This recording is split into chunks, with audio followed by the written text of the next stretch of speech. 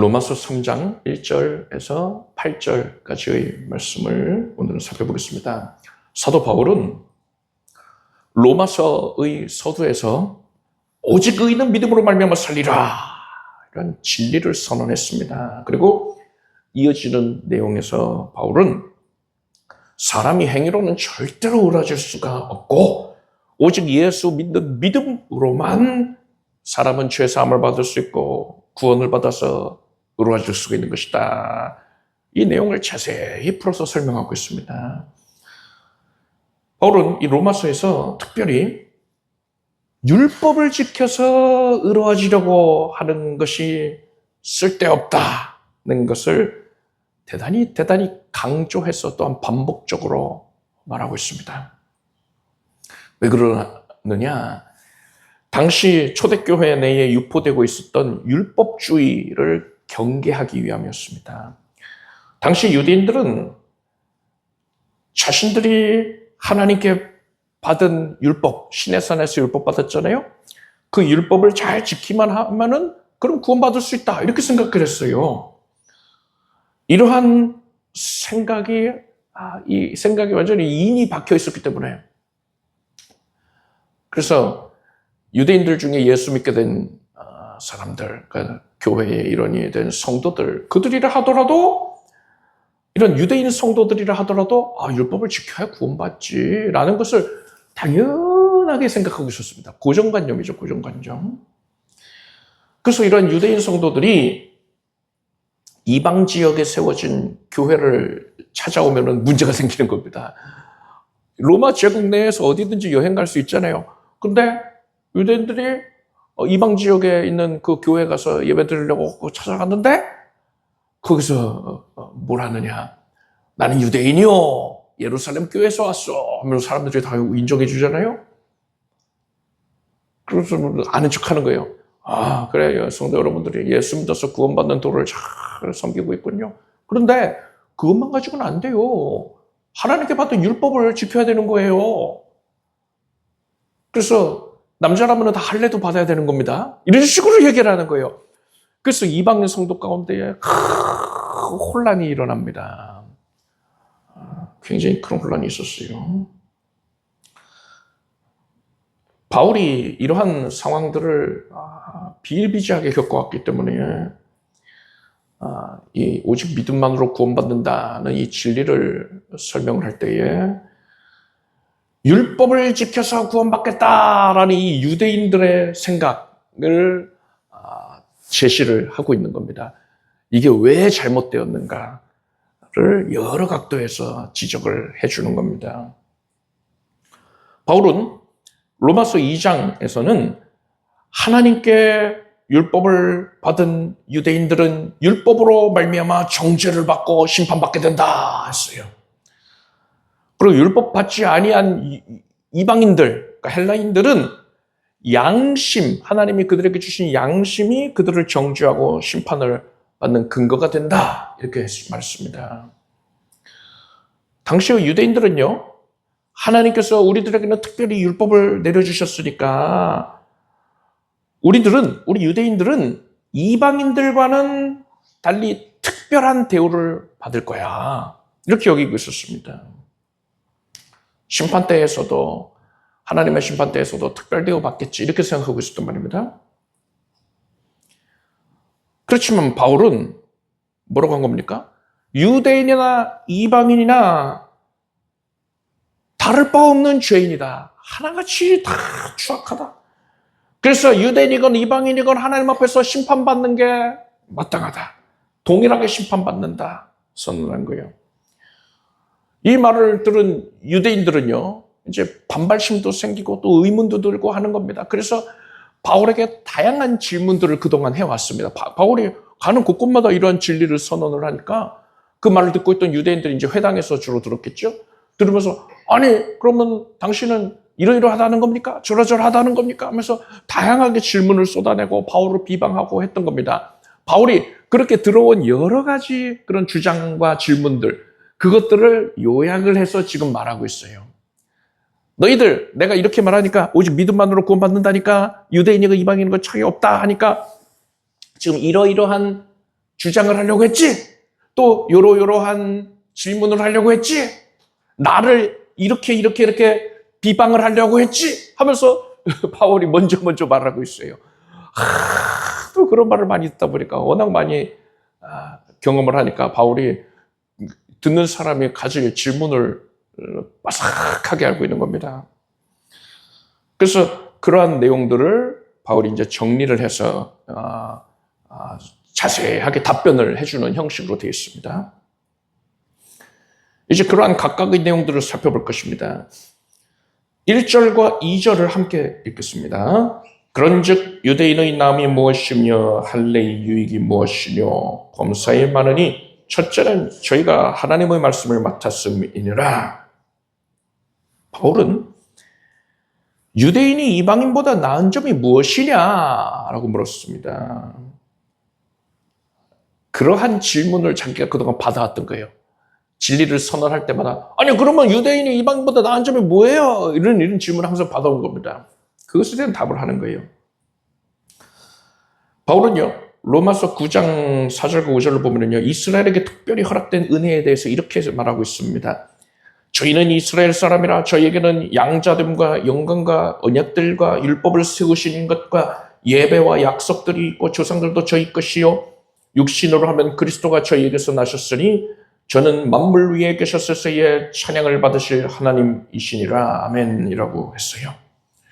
이렇듯 이스라엘 자손들 즉 유대인들에게는 하나님께서 여러 가지 특별한 영적인 유익들을 허락을 하셨습니다. 그런데 바울이 오늘 본문에서 그 중에서 가장 으뜸되는 은혜가 뭐라고 선언하고 있는 겁니까? 바울은요, 첫째는 저희가 하나님의 말씀을 맡았음이니라 했어요. 이거 여기서 첫째는 이것이고 둘째는 저것이다가 아니에요.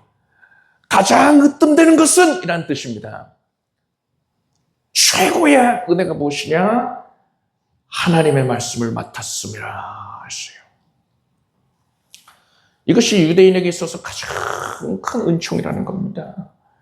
하나님께서는 유대인들에게 구약 성경을 기록하게 하셨습니다. 그리고 그 기록된 성경을 잘 보존해서 신약 시대의 성도들에게까지 전달이 되게 하셨어요. 자, 이렇게 하나님의 말씀을 맡으면 구체적으로 뭐가 좋을까요? 첫째는 하나님의 뜻을 분명히 깨달을 수가 있습니다. 시편 119편에 주의 말씀은 내 발의 등이요 내 길의 빛이니이다 라고 했습니다.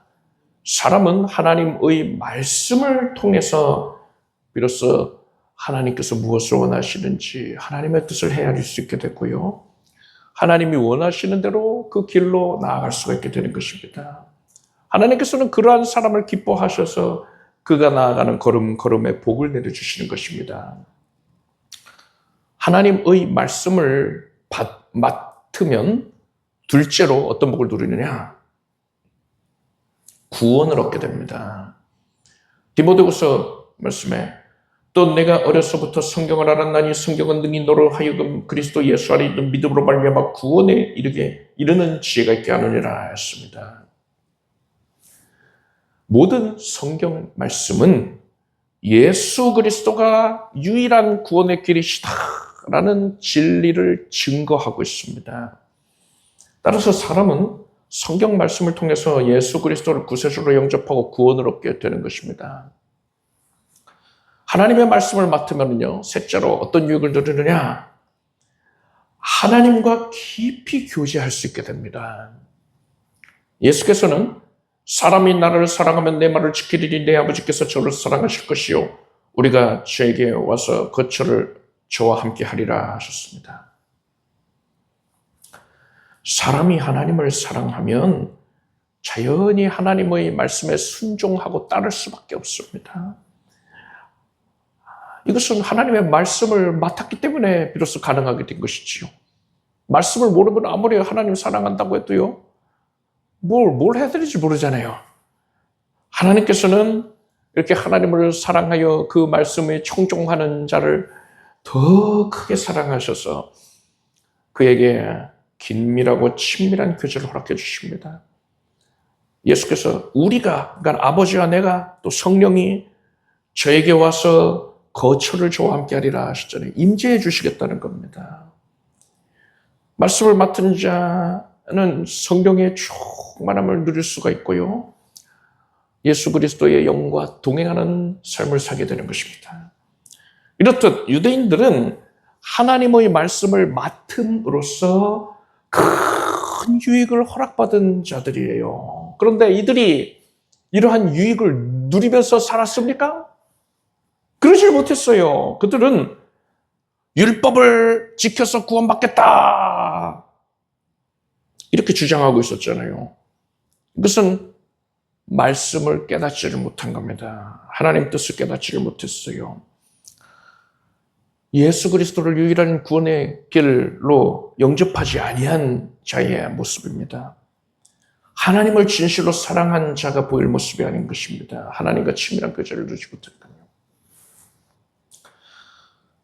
이렇게 막대한 은혜를 허락받았지만 이것을 누리지 못한 유대인들은, 비유를 들자면 주인이 타국으로 여행을 갈 때에 달란트를 종들에게 맡겼는데 그 달란트를 받은 자가 땅에 묻어둔 거예요.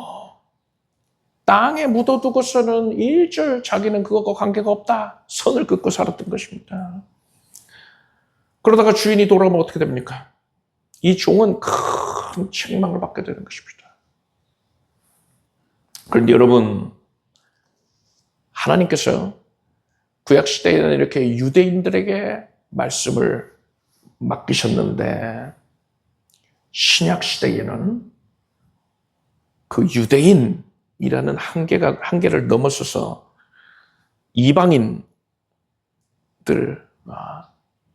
포함하는 신약의 모든 성도들에게 하나님께서 그들을 왕같은 제사장으로 삼으시고 그들에게 하나님의 말씀을 맡기셨습니다. 대표적인 증인이 누굽니까? 구약 성경은 100% 유대인들이 있었지만요, 신약 성경 중에 우리가 이미 살펴본 누가복음, 사도행전, 이 하나님의 말씀 아닙니까? 신약 성경 있잖아요. 이 말씀은 유대인이 아닌 이방인, 헬라인, 의원 누가가 기록을 했습니다. 하나님께서 오늘날 신약시대에 신약 교회의 온 성도들에게 하나님의 거룩한 말씀을 맡기신 것입니다. 이 사실을 분명히 깨닫길 바랍니다. 유대인들은 말씀을 맡았는데도 불구하고 그 말씀을 맡은 자에게 허락된 은혜를 누리지를 못했어요. 우리는 그래서는 안 됩니다. 우리는 이 말씀을 맡은 자로서 이 말씀을 맡기시면서 하나님께서 허락하신 그 온갖 은혜들을 다 누려야 합니다. 땅에 묻어둬서는 안 되는 거예요. 그럼 어떻게 될까? 여러분, 성경책에 먼지가 앉게 하면 안 됩니다. 성경책을 항상 가까이 하시기 바랍니다. 여러분은 하나님의 말씀을 가까이 하고 또한 말씀을 사랑하십시오. 주의 종이 깨달은 마음으로 증거하는 또 설교 메시지에 깊은 관심을 갖고 그 말씀을 듣는 것을 즐거이 여기길 바랍니다. 그래서 그 말씀을 맡은 자에게 허락된 온갖 은총을 여러분은 풍족히 누리게 되길 바랍니다. 3절과 4절을 함께 읽겠습니다.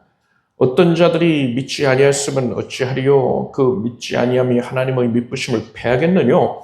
그럴 수 없느니라. 사람은 다 거짓되되 오직 하나님은 참되시다 할지어다. 기록된 바 주께서 주의 말씀에 의롭다함을 얻으시고 판단받으실 때에 이기려 하심이라 한 것 같으니라.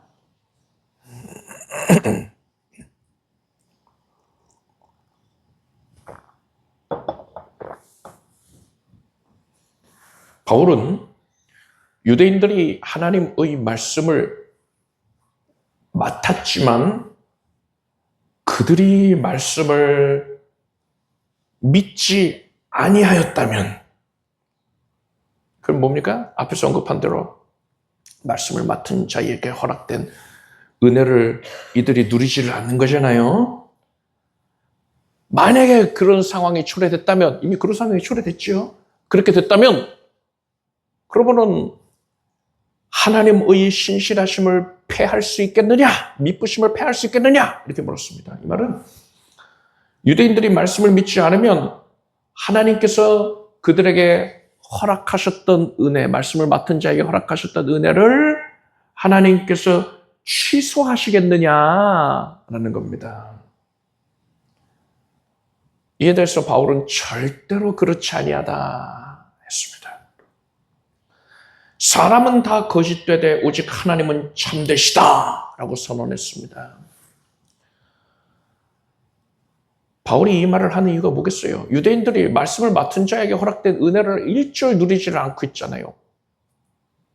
그럼에도 불구하고 하나님께서는 그 은혜를 취소하지 않으셨다는 거예요. 이 말을 왜 할까요? 지금이라도 유대인들아, 하나님의 말씀을 제대로 믿어라. 그래서 율법을 지킴으로써 구원 얻겠다라는 생각 버리고 구원은 오직 예수 그리스도의 대속의 은혜를 믿음으로만 누릴 수 있다는 것을 깨닫고 이제는 예수님을 영접해라. 하나님을 진리의 말씀에 입각해서 섬겨라. 그러면 말씀을 맡은 자에게 허락되는 은혜를 다 누리게 된다. 이렇게 교훈을 하는 것입니다. 사람이 하나님의 말씀을 믿지 않는다는 것은 하나님을 믿지 않는 거지요. 그래서 하나님을 사랑하지를 않는 겁니다. 그런데 하나님께서는 사람이 이토록 패역한데도 불구하고 왜 그에게 허락해 두셨던 은혜를 거두시질 않는 겁니까? 그것은 하나님께서 그 사람에게 은혜를 예비해 두셨던 그 이유가 그 사람이 선하고 의롭고 거룩하기 때문이 아니었기 때문인 겁니다. 그 사람이 잘나서 어여뻐서 은혜를 예비해 두신 게 아니고요. 하나님께서는요, 그저 그를 사랑하셔서 긍휼히 여기시기 때문에 은혜를 예비해 두신 것입니다. 바울은 우리가 아직 연약할 때의 기약대로 그리스도께서 경건치 않은 자를 위하여 죽으셨도다. 의인을 위하여 죽는 자가 쉽지 않고 선인을 위하여 용감히 죽는 자가 혹 있거니와 우리가 아직 죄인 되었을 때에 그리스도께서 우리를 위하여 죽으심으로 하나님께서 우리에게 대한 자기의 사랑을 확증하셨느니라 했습니다. 하나님께서는 우리가 죄 지을 것을 다 알고 계셨어요. 예수 믿고 나서도 죄 짓기 싫어하면서 몸부림치면서도 자꾸만 죄를 짓고 심령이 더러워질 것을 예수님은 이미 다 알고 계셨습니다. 그럼에도 불구하고 예수께서 하나님이 우리를 사랑하셔서 십자가에 못 박혀서 피 흘려서 죽임당하신 것입니다. 우리가 잘나서 우리를 구원해 주신 게 아니라 우리에게 은혜 예배하신 것이 아니라 그저 막연한 사랑으로 우리를 사랑하셨기 때문에 은혜를 예배하신 것을 믿으시기 바랍니다. 부모가 자녀를 사랑하는데 뭔 조건이 있습니까? 아, 너는 잘생겼으니까 나의 사랑을 받기에 합당하다. 이게 아니잖아요. 부모가 막연히 자식을 사랑한단 말입니다. 이러한 부모-자식 관계를 하나님이 왜 조성해 두신 것이겠습니까? 너에게 어떤 조건이 있기 때문에 내가 널 사랑하는 게 아니란다. 그저 내가 너를 사랑하기 때문에 너에게 은혜를 베푸는 것이야. 너에게 긍휼과 자비를 베푸는 것이야. 오래 참는 것이야. 이런 막연한 하나님의 사랑을 우리가 조금이라도 100만 분의 1만치라도 깨달을 수 있도록 그렇게 이 세상 가운데 부모-자식 관계라는 막연한 사랑의 관계를 그 대상을 하나님께서 조성하여 놓으신 것입니다. 따라서 우리는 죄를 지었을 때에 그것으로 인해서 하나님을 두려워하고 하나님을 어렵게 여기고 껄끄럽게 여겨서 하나님으로부터 멀어지려고 하면 절대 안 됩니다. 그 마귀가 좋아하는 거잖아요. 우리는 그럴 때일수록 나의 연약함을 깨달으면 깨달을수록 더더욱 은혜의 보좌 앞으로 나아가기를 힘써야 됩니다. 그래야 할 때에 예수께서 거룩한 보혈로 우리의 더러워진 심령을 씻어주실 것이고 하나님과의 교제를 통해서 우리를 거룩하게 변화시키셔서 이 세상과 죄악을 이길 힘을 주시는 것입니다. 여러분, 우리를 향한 하나님의 은혜는 우리의 연약함 또 우리의 죄와 상관없이 우리에게 허락되었다는 사실을 분명히 아십시오. 그것은 어떤 상황에도 절대로 취소되지 아니한다는 사실을 분명히 깨닫길 바랍니다. 그래서 히브리서 4장 16절 말씀처럼 우리가 긍휼하심을 받고 때를 따라 돕는 은혜를 얻기 위하여 은혜의 보좌 앞에 담대히 나아갈 것이니라. 이 말씀처럼 어떤 상황에서건 하나님의 은혜의 보좌를 향해서 주저함 없이 머뭇거림 없이 담대히 나아가서 죄를 회개하고 하나님의 은혜를 힘게 되길 바랍니다. 5절에서 8절까지를 함께 읽겠습니다. 그러나 우리가 하나님의 의를 드러나게 하면 무슨 말하리요? 내가 사람의 말하는 대로 말하노니 진노를 내리시는 하나님이 불의하시냐? 결코 그렇지 아니하리라. 만일 그리하면 하나님께서 어찌 세상을 심판하시리요? 그러나 나의 거짓말로 하나님의 참되심이 더 풍성하여 그의 영광이 되었으면 어찌 나도 죄인처럼 심판을 받으리요? 또는 그러면 선을 이루기 위하여 악을 행하자 하지 않겠느냐? 어떤 이들은 이렇게 비방하여 우리가 이런 말을 한다고 하니 저희가 정죄받는 것이 옳으리라.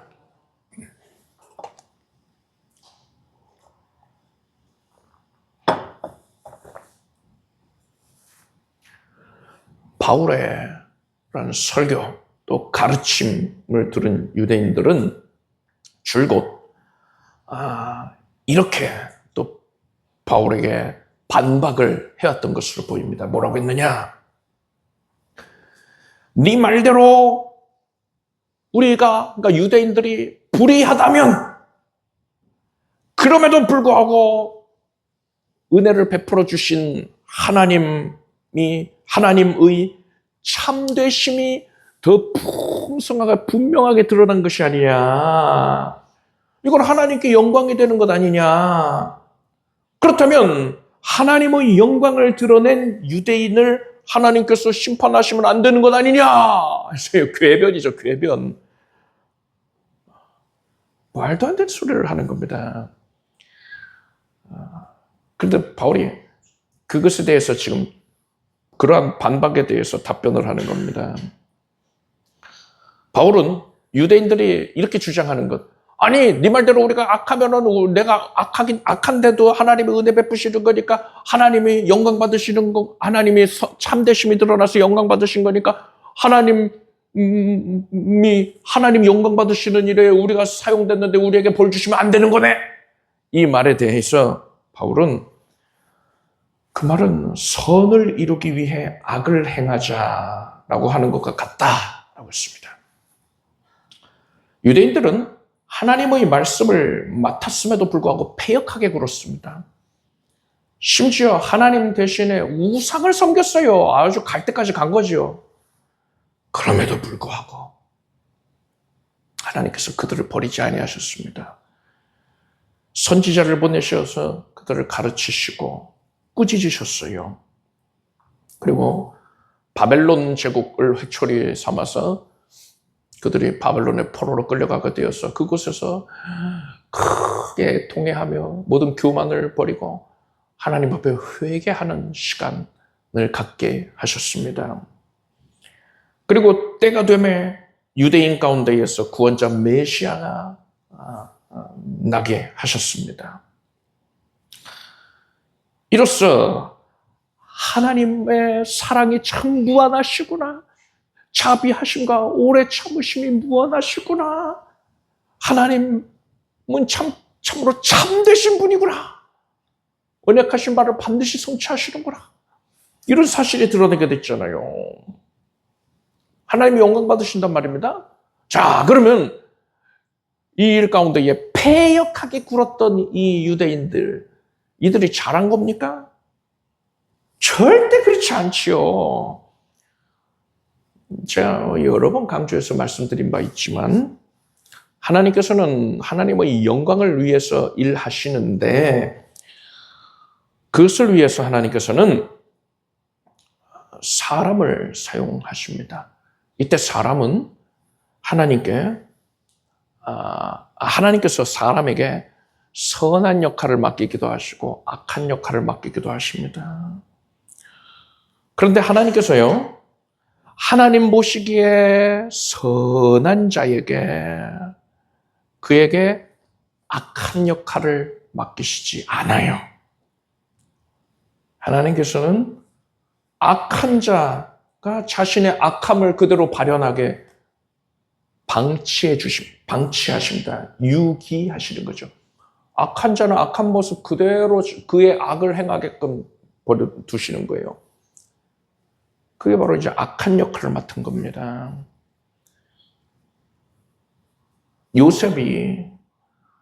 요셉을 시기한 형들에 의하여서 애굽의 종으로 팔려갑니다. 그리고 요셉은 결국 애굽의 총리가 되잖아요. 그래서 훗날 야곱 일가를 구원해냅니다. 중동 전역에 큰 기근이 들어서 양식이 바닥이 납니다. 먹을 게 없어요. 이제 굶어 죽게 생겼어요. 그런데 요셉이 야곱 일가를 다 애굽으로 이주하여 정착해 살게끔 도모하지 않습니까? 이것은 출애굽을 이루시기 위한 하나님의 그 원대한 계획이 성취가 되는 과정인 것입니다. 이를 통하여서 하나님의 전능하심이 분명히 드러나고 신실하심, 언약한 바를 반드시 이루시는 힘이 드러납니다. 하나님께서 영광 받으시는 것이지요. 이렇게 하나님께서 이 원대한 사역을 이루시는 데에 있어서 요셉은 선하게 쓰임받는 반면에 요셉의 형제들 어떻습니까? 하나님이 선택한 요셉인데 그 요셉을 시기해서 죽이려고 했습니다. 그리고 종으로 팔아버리고 아버지한테는 들짐승이 찢어 죽였다고 거짓말을 합니다. 이게 잘한 겁니까? 하나님이 영광 받으셨으니까 그 과정은 뭐 어찌됐든 상관없잖아. 이렇게 말하는 겁니까? 유대인들은 지금 그렇다는 거예요. 그런데 하나님께서 그것을 절대로 선히 여기지 아니하신단 말입니다. 하나님이 보실 때에 요셉의 형제들은 지극히 악했어요. 그래서 하나님께서는 하나님의 영광을 이루는 사역 가운데에 그들을 악한 모습 그대로 방치해 두신 겁니다. 그래서 악한 도구로 쓰임받은 거예요. 여러분, 이러한 모든 사건들을 통하여서 하나님께서 결국 영광을 받으시는 것은 이 형제들이 잘났기 때문입니까? 그들이 뭐 성실했기 때문인가요? 그게 아니잖아요. 전적으로 하나님께서 하신 것입니다. 하나님의 전능하신 손길로 말미암아서 이 모든 일들이 이루어진 거예요. 여러분, 찰흙을 가지고서는 어떤 모양새를 아주 그럴듯하게 예술가가 만들었어요. 석고상 만들기 전에 찰흙 가지고 먼저 만들잖아요. 그렇게 아주 멋있는 그런 상을 만듭니다. 그럼 이 찰흙이 잘난 겁니까? 아니란 말이에요. 이 예술가가 탁월한 그런 역량을 갖고 있기 때문에 쉽게 말해서 예술가가 잘나가지고 이런 조형물을 만든 것 아닙니까? 이 찰흙 아니었어도 돼요. 다른 찰흙 써도 됩니다. 심지어 찰흙이 없다 그럼 흙에다가 물을 이겨가지고서 찰흙을 만들어서도 쓸 수 있어요.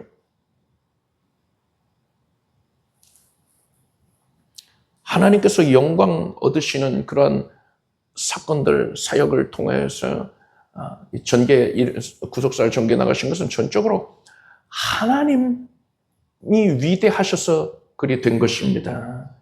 그래서 이 일에 있어서 요셉의 형제들은요, 칭찬받을 것이 하나도 없어요. 칭찬 대신 그들의 악함에 대한 심판과 징계가 있는 것입니다. 그래서 하나님께서 어떻게 하셨습니까? 요셉을 통해서 그들을 심판하시고 징계하셨습니다.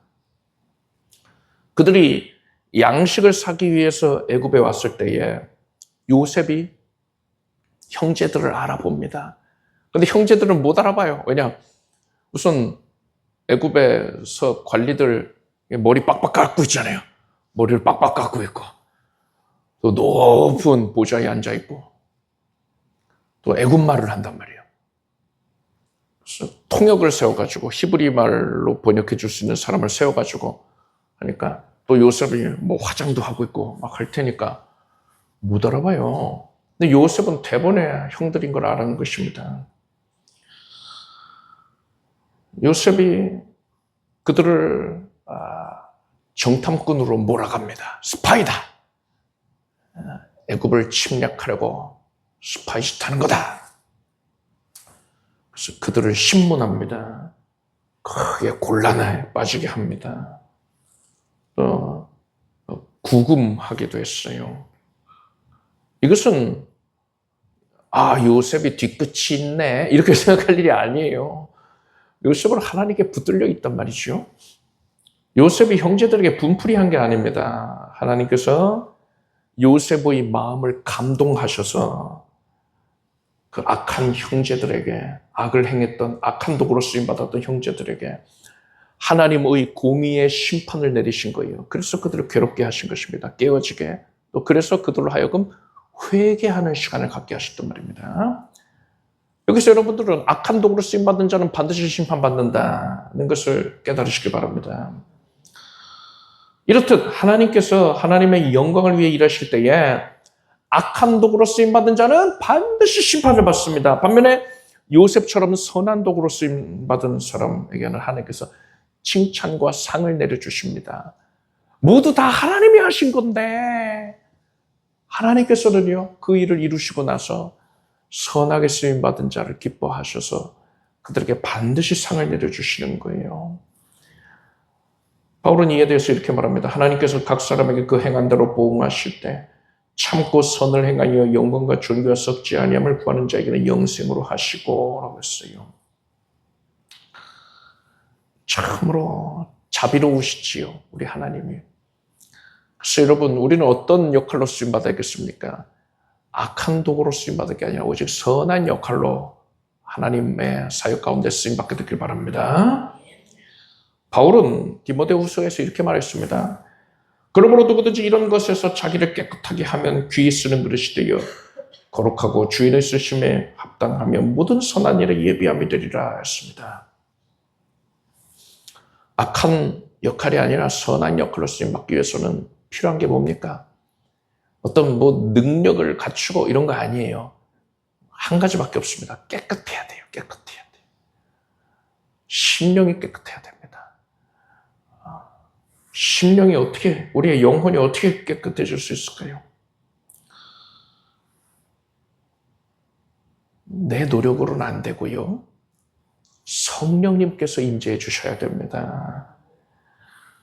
내가 아무리 노력을 해도 깨끗해질 수가 없고, 그냥 수검댕이가 세수 열심히 한다고 달라지겠습니까? 그게 아니라 성령께서 드러나셔야 돼요. 성령께서 우리를 덮어버리셔야 됩니다. 우리의 모든 연약함이 드러나지 않을 정도로 성령께서 압도해 주셔야 됩니다. 그래야지 비로소 하나님께 깨끗하다 이 증을 받게 되는 거예요.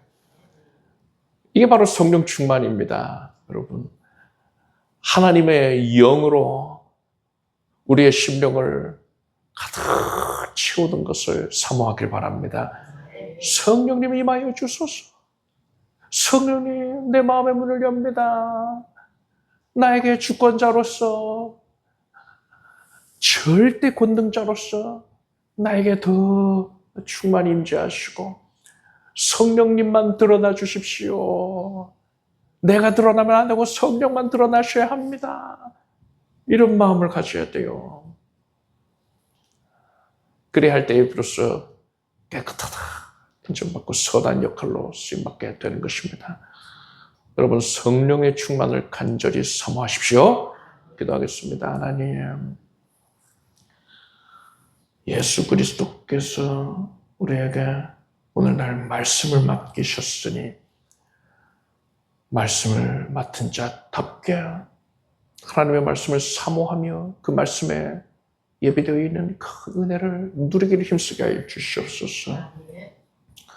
하나님의 은혜는 어떤 상황에서도 지소가 되지 아니하니 우리가 죄를 범하였을지라도 뒤로 물러나 측면에 빠지는 것이 아니라 더욱 가까이 은혜의 보좌로 나아가서 회개하고 죄사함 받고 거룩하여져서 주님과의 교제에 전념하게 하소서. 성령 충만케 하시옵소서. 오직 하나님의 영으로 우리의 심령을 가득 채워주시고 하나님께서 모든 것을 압도하여 주시옵소서. 하나님만 드러나시는 것이 우리에게 큰 기쁨이 됩니다. 예수 그리스도의 영으로 오직 성령의 나타남과 능력으로 우리의 삶 전체를 뒤덮어 주시옵소서. 예수님의 이름으로 기도드립니다. 아멘. 자리에서 일어나셔서 가슴에 손 얹고 아픈 곳에 손 얹고 간절한 소원을 마음에 품고 믿음으로 기도하겠습니다. 창조자, 권능자, 전능자이신 하나님을 섬기게 해주셔서 감사드립니다. 하나님께서 우리에게 말씀을 맡기시고 큰 은혜도 예배해 놓으셨으니 우리가 그 은혜를 다 받아 누리겠습니다. 구원의 은혜를 누릴 것입니다. 하나님의 뜻을 깨닫고 그 뜻대로 준행하며 나아가는 은혜를 누릴 것이고 하나님과 더 깊이 교통하는 은혜를 누릴 것입니다. 이러한 마음의 작정이 되었으니 하나님께서 기쁘게 거두어 주시고 우리의 속사람을 능력으로 강력해 주시옵소서. 연약한 육신을 고쳐주시옵소서. 날마다 예수 그리스도의 생명으로 충만할 것이며 기쁨과 평강이 가득할 것이고 하나님께서 함께 하시는 것으로 인한 신령한 즐거움이 항상 넘쳐나고 하나님의 생명으로 말미암아서 우리의 육신이 새로워지고 강건해지고 새 힘을 얻게 하여 주시옵소서. 하나님을 사랑합니다. 간절하게 더 주님께 가까이 나아가 주를 향한 마음을 표현하게 하소서. 성령 충만하게 하소서. 하나님을 사모하는 자, 내 이름을 경외하는 너에게는 의로내고 떠올라서 지라는 강수를 말하리니 외양간 산수마저지 뛰리라 하셨습니다. 하나님을 경외하오니 의로운 치료의 광채를 바라셔서 지금 주의 백성들이 깨끗함을 입게 해주시옵소서. 어둠의 흔적들이 다 사라질지어다. 질병, 연약, 고통이 사라져라. 머리에서부터 발끝까지 강건해질 것이고 세균과 바이러스가 사라질 것이고 또 감기 몸살이 거두어질 것이고 면역은 온전해질지어다. 하나님께서 암세포까지도 없애주시는 것을 믿고 감사드립니다. 하나님의 은혜로 나는 생명 충만합니다. 주님께서 이 모든 일을 이루셨음을 내가 힘써 고백하며 주의 일을 열심으로 감당할 것입니다. 주께 헌신하는 삶을 살게 하소서. 이를 위하여서 나아가는 걸음에 복을 내려주셨고 형통한 발걸음이 되게 해주시옵소서. 물질없는 능도 내려주시옵고 많은 이들에게 선한 영향력을 행사할 수 있는 기회도 허락하여 주시옵소서. 예수님의 이름으로 기도드립니다. 믿은 대로 될지어다. 이렇게 박수 좀 올리겠습니다. 잘 앉으십시오. 준비하신 예물을 정성된 마음으로 하나님께 드리겠습니다. 드리신 예물 위에 축복 기도하겠습니다. 하나님, 하나님의 은혜에 그 크고도 풍성한 은혜에 감사드립니다. 하나님께서 응답 주신 것을 감사드립니다. 오늘도 하나님이 함께 하셔서 이 예배를 통해 은혜 받게 하신 것을 감사드립니다. 기쁜 마음으로 자원하여 적정한 마음으로 하나님께 헌신하였으니 하나님께서 아름답게 여겨주시고 드린 정성 위에 천배와 만배의 기름진 복을, 신령한 복을, 응답을 나타내 주시옵소서. 예수님의 이름으로 기도드립니다. 우리 주 예수 그리스도의 무한하신 은혜와 하나님 아버지의 사랑과 성령님의 교통하심이 수요예배 함께한 사랑하는 성도들 위해 영원토록 함께 오시기를 축원합니다.